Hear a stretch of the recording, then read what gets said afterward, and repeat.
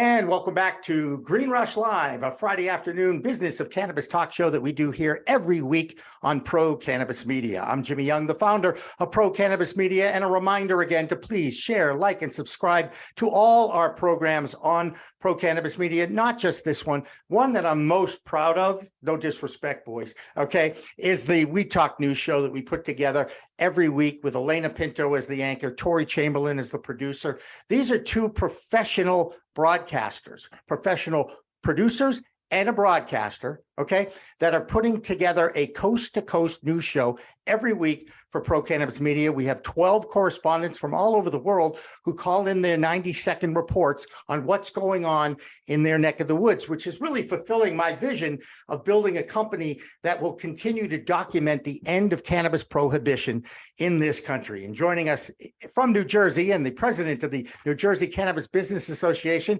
is a friend. Edmund Deveaux is with us. Edmund, thank you so much for joining us here on Friday afternoon. Thanks for having me again, Jimmy. Really appreciate it. Happy New Year to everyone.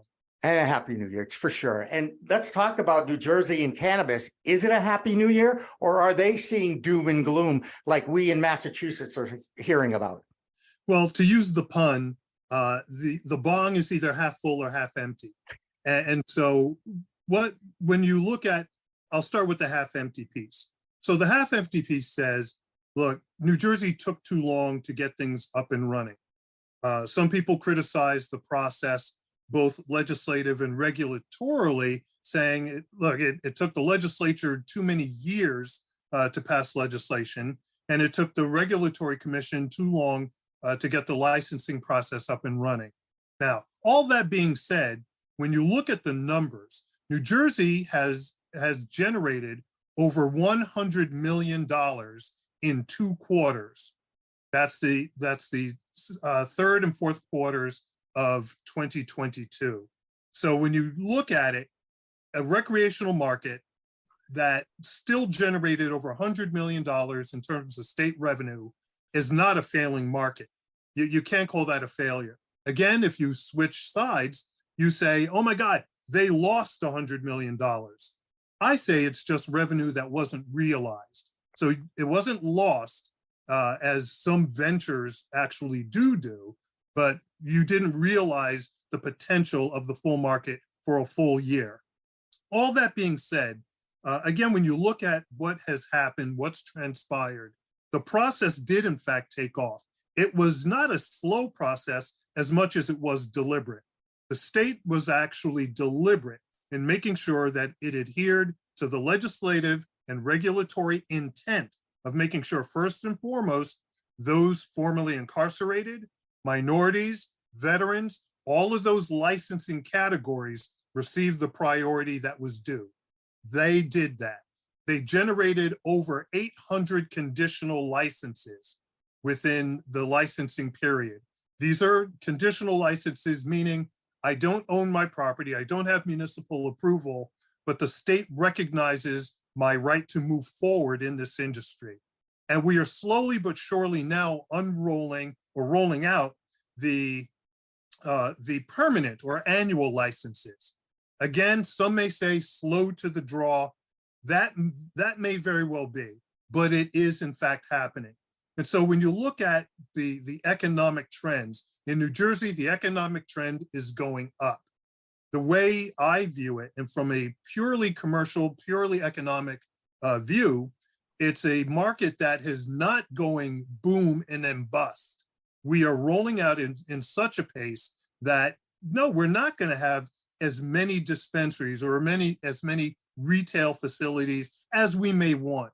We may want more cultivators out there. We definitely will need more cultivators out there. But this is a process that if you're in it and you've got the resources and you're going to make it, and by the way, the state has seen what's going on, and we've been at the table with public financing bodies. So we are now getting ready to roll out public financing assistance for certain applicants. So this is definitely an economy, an industry in a state that's moving forward. Yeah. You know, it's funny when you describe what's going on there and you're talking about the legislature and you're talking about the voters voting it in, very similar scenario here in Massachusetts, except for that one about overpopulating and having as many as 10 or 11 dispensaries in one town like Northampton, where the only dispensary that got a license recently just closed. So again, you've got 10 still operating in one small town in Western Massachusetts. Are the lessons that Massachusetts are going through now something that the New Jersey group is aware of and watching and seeing and probably doesn't want to replicate? Well, you know, it's interesting, Jimmy. I think this is somewhat of an unintended consequence or an unintended win, actually. When the state was grappling with coming up with legislation that all legislators could get behind, or at least your majorities could get behind, one of the things that they promised was that municipalities, individual municipalities, could either opt in or opt out. They could set the tone in terms of how many dispensaries or retailers, how many cultivation facilities, how many manufacturers. So all the zoning, all of the licensing caps are now part of the municipal decision process, not the state. And so when you look at that happening, the state in some ways has controlled the market. And again, some people say it's to the detriment of the industry, because you do have people that are looking for sites. You do have people that are looking for real estate, because not even half of the municipalities have opted in yet. It's a real challenge, and we get that. But at the same time, you're not going to do this boom market where you've got thousands of properties that are now rented, people in them just going to bust because you have too many retailers in a single town or even in the vicinity. So while we do want more, we do see a need, and there's definitely room for more of a commercial base. The way it's been rolled out, we're going to avoid that process, whether it's Oklahoma, you know, look, in all deference, but that's an example. People were getting licenses and the people walked away from their stores. People walked away from their infrastructure. That's not happening in New Jersey. I don't think it will, because of, again, being deliberate.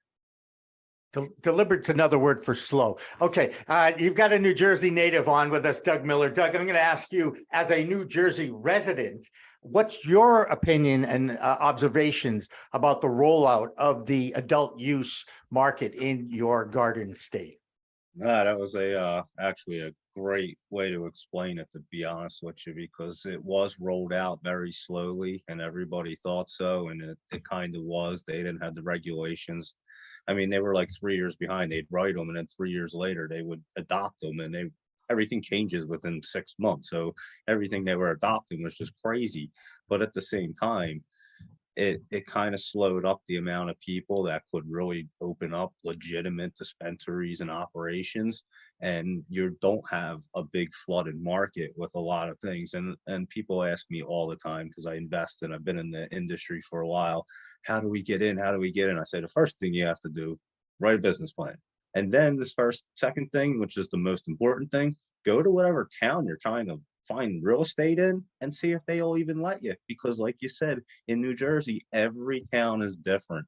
And I live in the town that we basically had the very first dispensary in it. It was Compassionate Science in Belmar. Now it's Curaleaf. And so it's a big operation, but that's the only one that they're going to allow in town. But all the towns around me are all letting 2-3 dispensaries around, because they try to want to compete with Curaleaf and the tax revenue.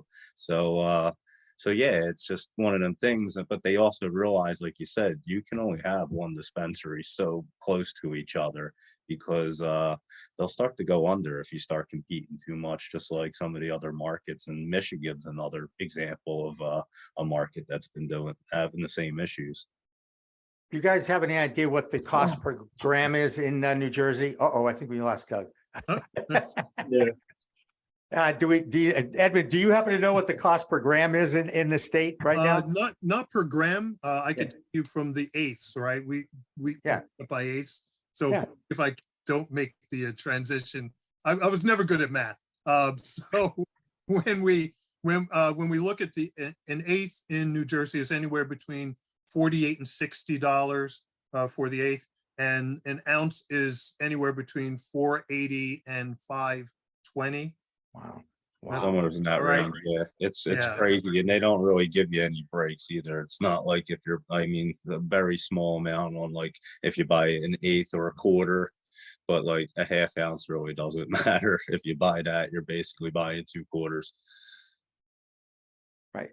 And Josh, I want to get your opinion from a mature state. Okay. What advice would you give New Jersey people, whether they be regulators, growers, people that want to get into the business, based on some of the lessons that Washington State has learned, and I understand are still learning?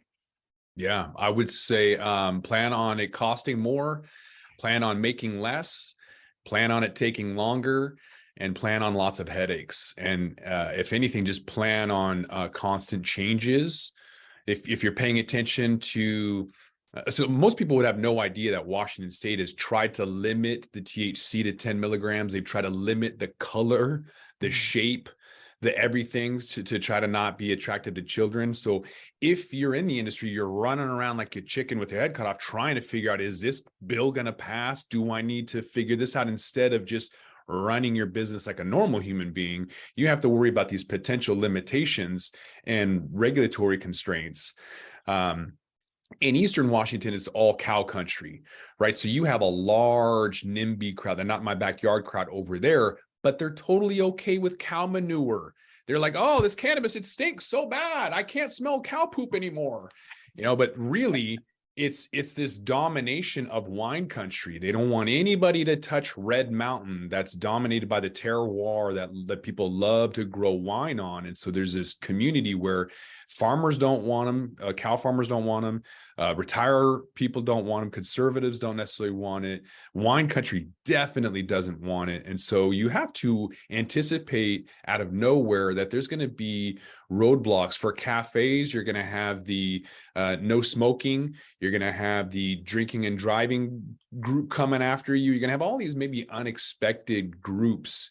And so regardless of what segment you think you're going to get in, plan on a headache. Edmund, do you have your ibuprofen or Tylenol standing by for that? It's interesting. I appreciate Josh's comments, and Doug, thank you very much for your insights.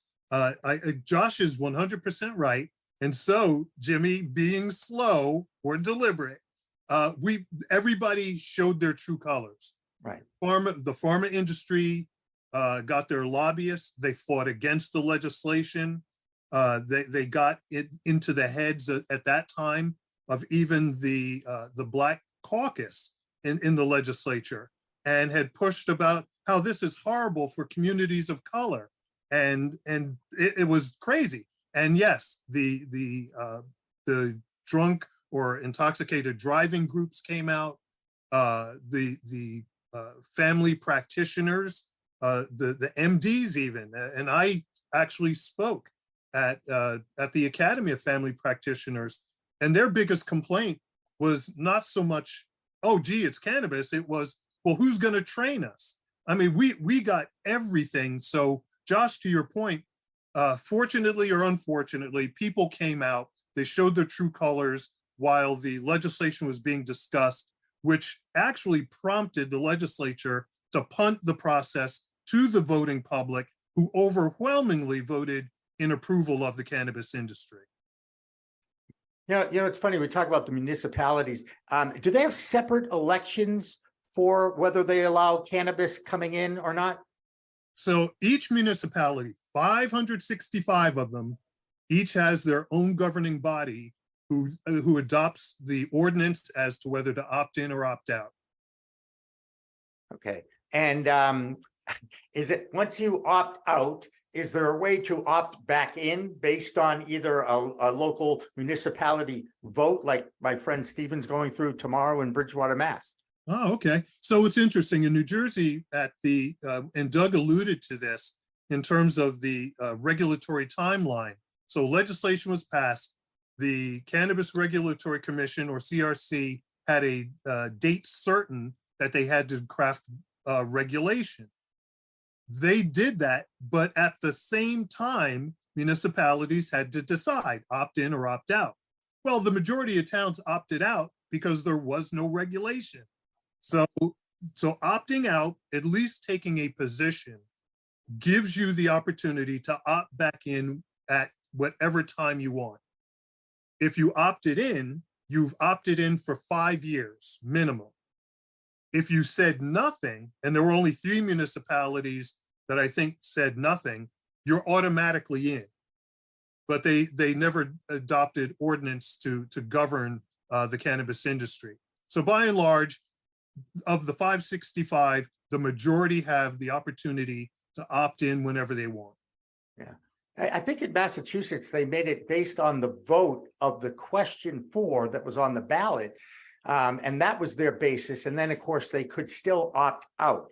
But that being said, it's also been a few years later. One of the biggest issues, Josh brought it up, and I have not heard about this that often, just because Massachusetts is so established, they're just trying to figure out how to keep it going, is the percentage of THC and trying to limit the percentage of THC in the product. This, to me, goes to a little bit of ignorance, because anybody who uses the product on a somewhat regular basis understands it isn't about how much THC is in it. It's the terpenes interaction with that THC that impacts the high or the intoxicating effects of the plant. So once again, our legislators love to slow things down and make it deliberate, but maybe they should be more informed about what goes on. It boggles my mind when I hear stories like that, especially like Josh's state in Washington. You guys have had it for what, 15 years? Yeah, at least, yeah, over 10. But here's what they're starting to do now, because they have all these moratoriums in the conservative eastern part of the state, like I mentioned. And so to incentivize them, what they're now doing is literally paying them to switch. So they opted out, and now they're wanting to opt in because they're saying, yo, look, if your county doesn't allow for at least one producer, processor, or store, you're not going to get any of the money that we're generating off cannabis taxes. Right. And so they're going to keep that and then distribute it to the counties that do have it, because you can't benefit from it if you don't allow it. So they'll literally pay them, I think, $1.8 million to opt in, and then they will share revenue from that. Now, don't hold me to that price. It's been a while since I reported that on We Talk News, but they do incentivize people. So I would recommend that other states, New Jersey and whoever else, to maybe incentivize those NIMBYs and not my backyard folks, and even hold it against them and say, you don't get any of this tax revenue until you change your mind. Well, what's interesting, Josh, and I appreciate that. So we skirted that, and I'll let Doug kind of get his sense from a Jersey thing. But what we said to municipalities was, much like the casino tax, Atlantic City, right? If you go into a casino, that there's a tax that goes directly to Atlantic City. In New Jersey, with the cannabis industry, a point of sale, 2% goes right to the municipality. And so there's this notion of, hey, opt in, at a minimum, the 2% is yours. And then there are other things along the supply chain that you get to tap into for like 1.5%. I don't know if that was a driver, Doug, for some of the towns that you're familiar with. Well, I definitely know about the 2%. I actually am very familiar with that. I ran in the local election, and yeah, it's because Curaleaf's a very big operation in our town, and yeah, they generate a lot of revenue. And so people want to know exactly how much revenue are we getting, and so I kind of know the figures, and it's quite alarming actually. It's like, wow, we get well over $1 million every 6 to 8 months just for that 2%. So yeah, like you said, it's quite crazy, but then it depends on what your municipality does with with that funding, and that's the other thing, because they all have their own agenda, and so it's kind of wild. They run into this money, and then it doesn't even sometimes get used for that town, or it just gets used for nonsense. But that's a whole nother story. But yeah, it is a very good way to attract businesses, because the 2% ends up being a lot. that's the whole idea of passing it and making it legal in the first place, so that people know exactly what they're getting, when they're getting, and then the town that's hosting that dispensary can benefit from that as well. And now let me ask you a question, Edmund.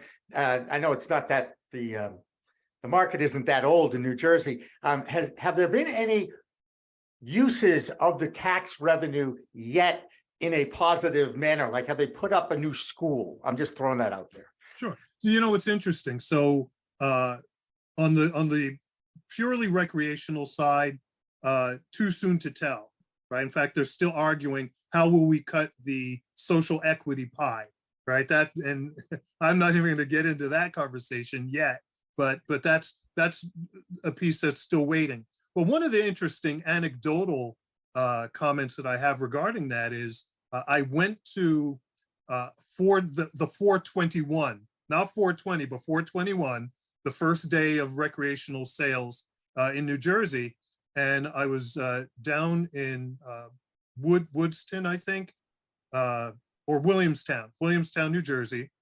And I'm standing there with the deputy mayor and the president of the city council. And they said, this is great for us because we have not raised taxes in 3 years because we've had a medical facility here. Not raising taxes in New Jersey is a big deal.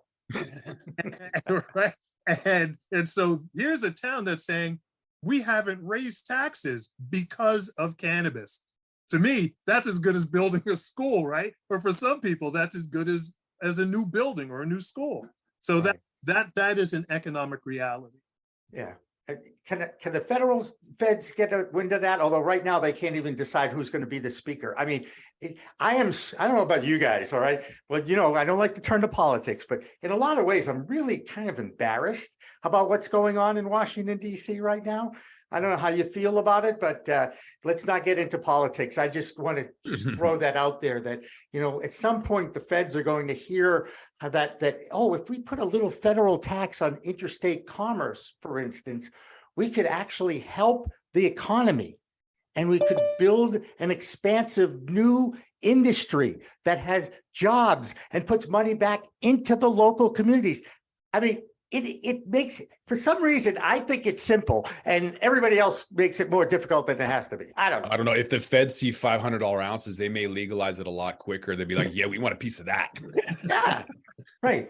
And the eighths price that you gave, like, by the way, back in the day, the eighth was a nickel bag, okay? And the quarter was a dime bag, okay? $5 and $10. Yeah, I'm dating myself. What can I tell you?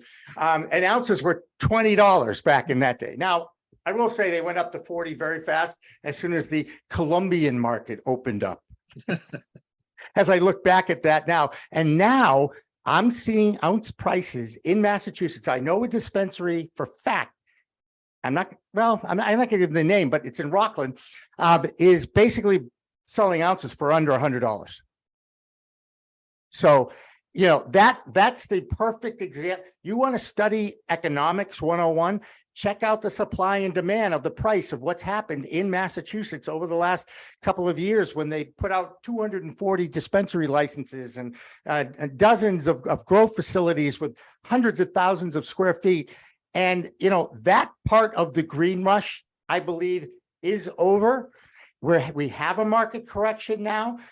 It's just the next step. And I am not savvy enough as an economist. Maybe Doug is, because he studies the stocks all the time.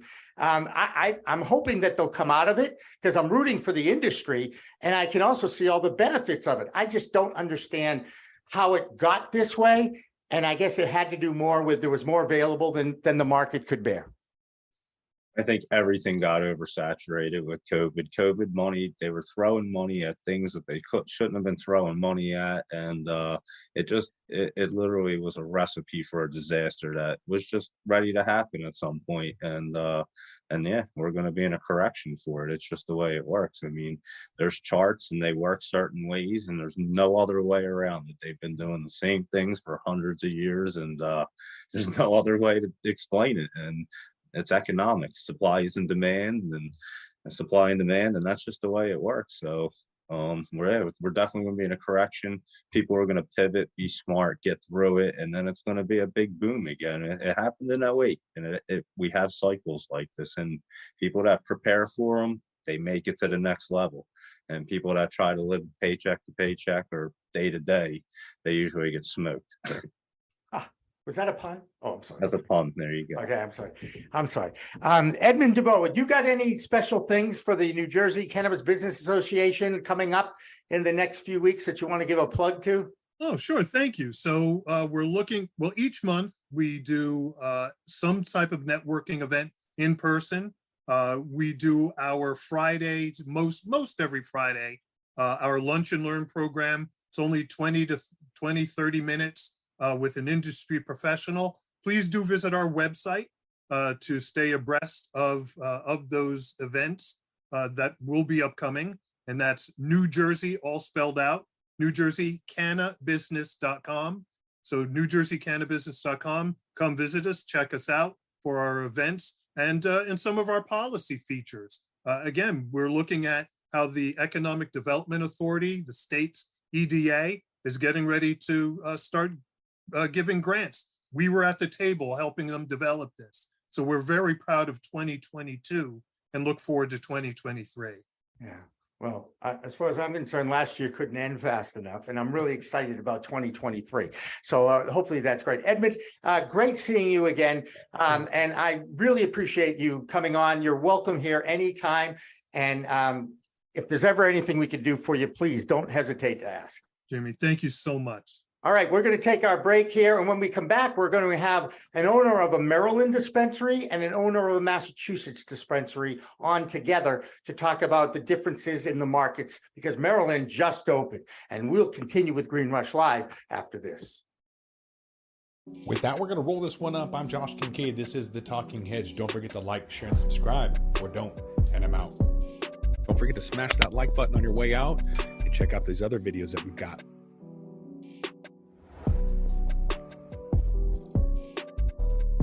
Thanks for listening to today's show.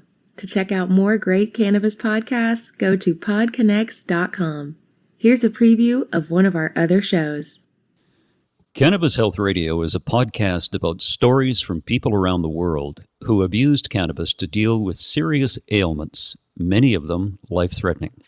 My name is Ian Jessup. My co-host Corey Yelland is no stranger to the devastating emotional impact faced by so many people receiving a death sentence diagnosis from a doctor. Told she only had months to live with anal canal cancer, Corey researched and immediately began using cannabis oil to eliminate her cancer and has been cancer-free for more than a decade. She told herself that if it worked, she would spend the rest of her life helping others, which she does tirelessly every day. When you listen to our podcast, you'll hear many stories like Corey's, along with others who have used cannabis oil for many more ailments besides cancer, such as chronic pain, PTSD, MS, and many, many more. As one of our guests said, "Your podcast gave me the confidence to save my own life." We regularly get messages from listeners who have heard our podcast and use cannabis to solve a serious health issue of their own or that of a loved one. We hope you listen to these stories and be as inspired and moved as we are with each and every episode.